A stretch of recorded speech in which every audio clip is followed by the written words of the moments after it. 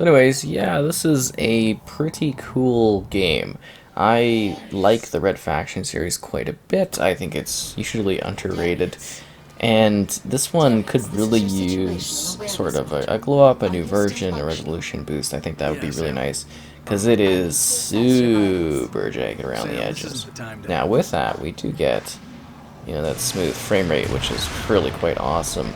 And it does, kind of look kind of good, the fire, the glow and everything from the auto HDR.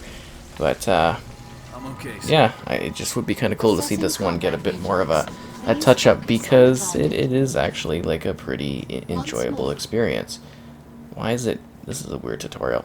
So anyways, the gist of this one is you've got a campaign where you are kind of dealing with the aftermath 50 years after the events of Armageddon, which have destroyed the terraforming technology on the planet, basically forcing everybody underground, causing a lot of issues for everyone, which is, not most ideal thing in the world. And now you're just attempting to deal with the day-to-day. You're sort of the next generation within the family, and you're mostly just trying to live on what's remaining of Mars, which is kind of cool.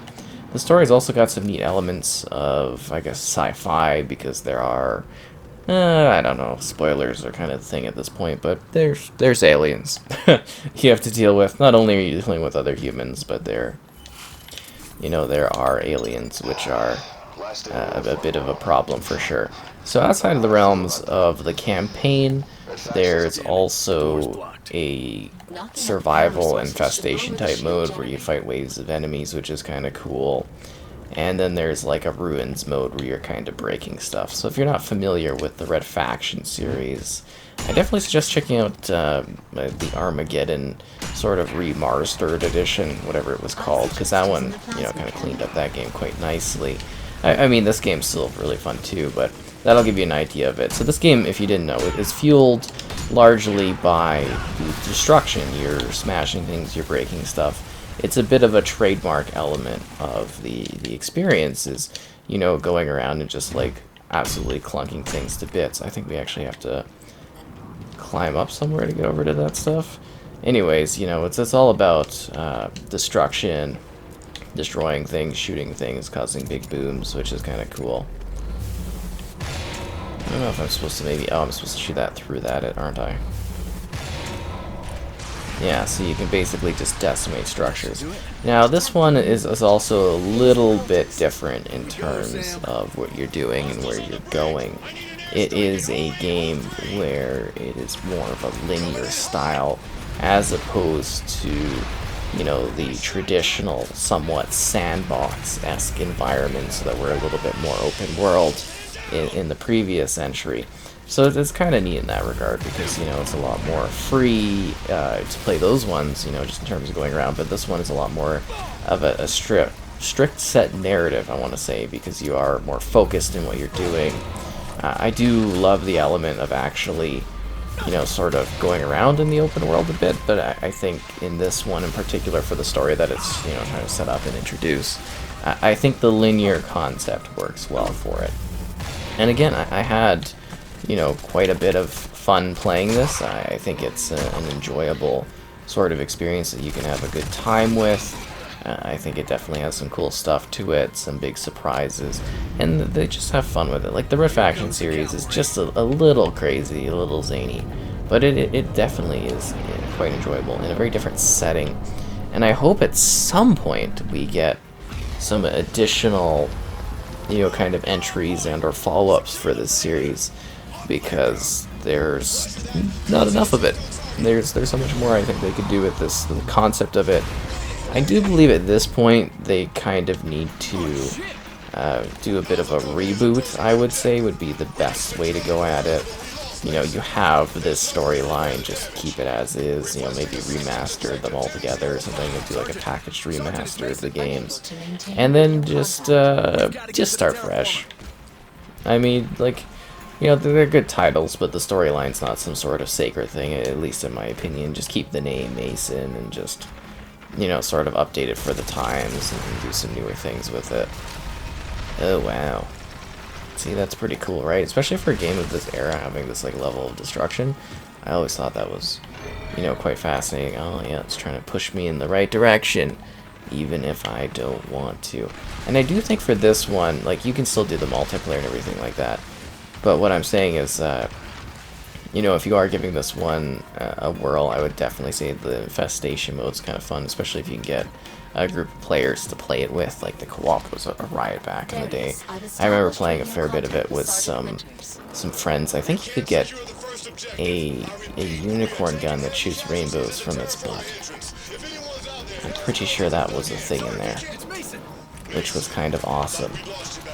But yeah, this is just like the latest step though for Mars. What's been going on Mars and time since the last one, and it just kind of, you know, I wouldn't say necessarily improves the story, but it continues that narrative. If you've been kind of wondering what goes on after Armageddon, it just gets a little bit more messed up, and yeah, alien things. They actually handle that kind of neatly, and you know, I think they have fun with it. And this is just a good opening to show it off. I was actually sitting here debating, do I want to do the infestation mode? Do I want to show off a bit of the campaign to talk about this one? I was really split because, you know, I love the infestation mode, but then seeing a little bit of the narrative might be a little bit better for people being like, oh, this is, you know, sort of interesting to me in that, and repair functionality has been restored on the yeah, I hope that kind of helps give you context on that. Oh yeah, now we can do the repair structures with the nanite things or whatever this is. Enter the terraformer. Ooh, you enter the terraformer. No movement detected in the cargo bay. Good. I could use a breather. See if we can collect some of these supplies.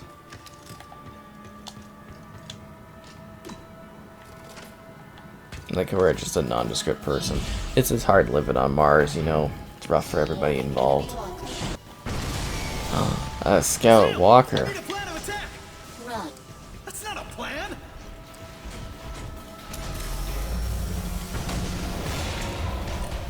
So yeah, you get some boss fight type scenarios.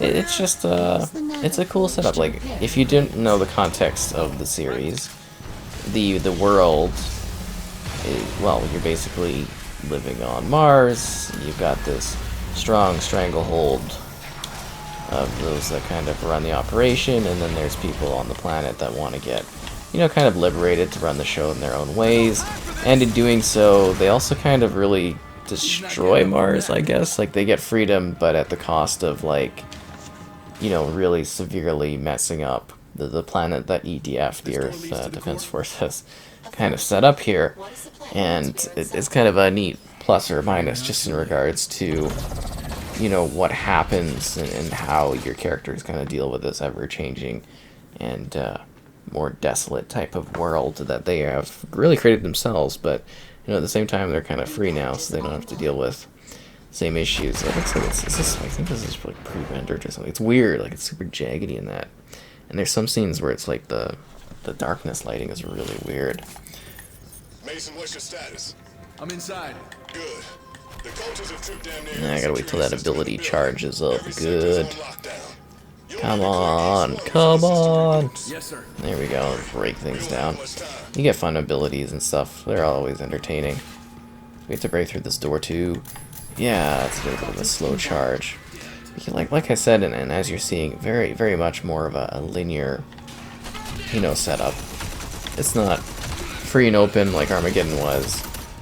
And I think that allowed them to basically do a little bit more of a deeper story setup, or, you know, something that had a bit more of a precise storyline to it.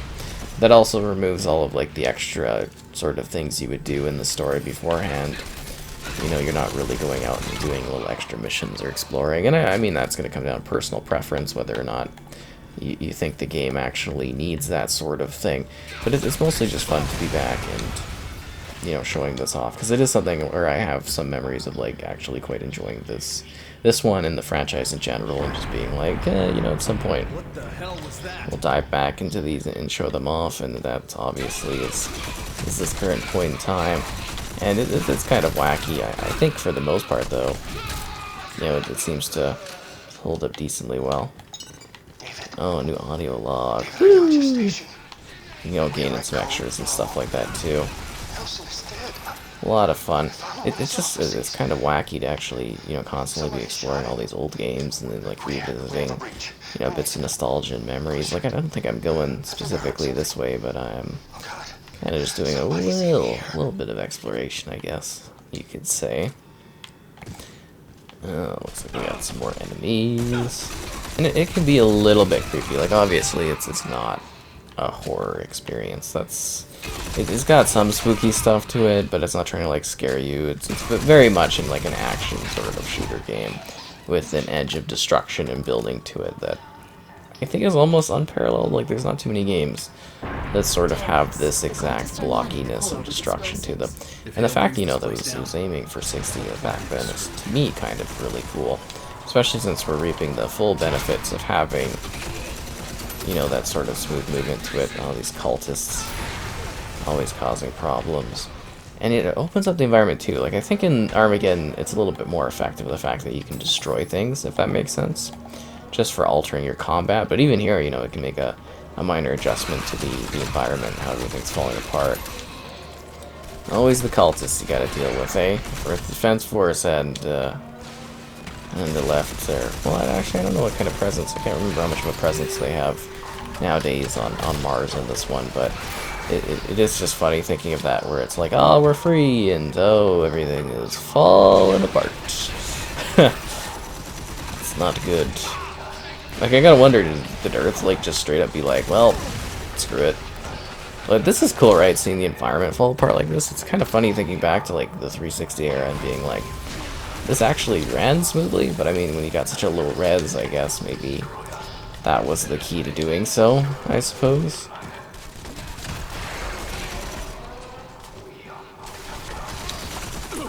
Yeah, if I can even get back up there, really. Like, all the ramps got destroyed. I suppose I could, like, refix it or something. Let's see if we can go do that up here. For some of the, some of the path, at least. That's pretty funny. I was just, like, destroyed to the max. There we go. See, this is nice. The area That guy has dead. sustained a significant amount of damage.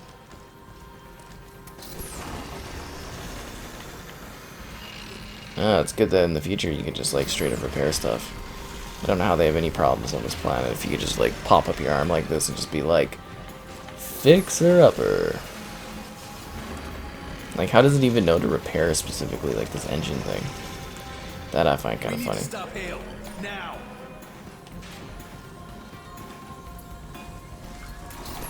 It's a neat touch though, being able to destroy and create on a whim. And that's, you know, part of what makes this game memorable and this franchise memorable to me in general is the destructive elements, being bold about it, trying to do something different than just be another, you know, sort of shooter, I guess you could say. They actually were creative, and hopefully we can sort of save this terraformer. Oh, jeez. Yeah, okay. It's gonna be a little hard too.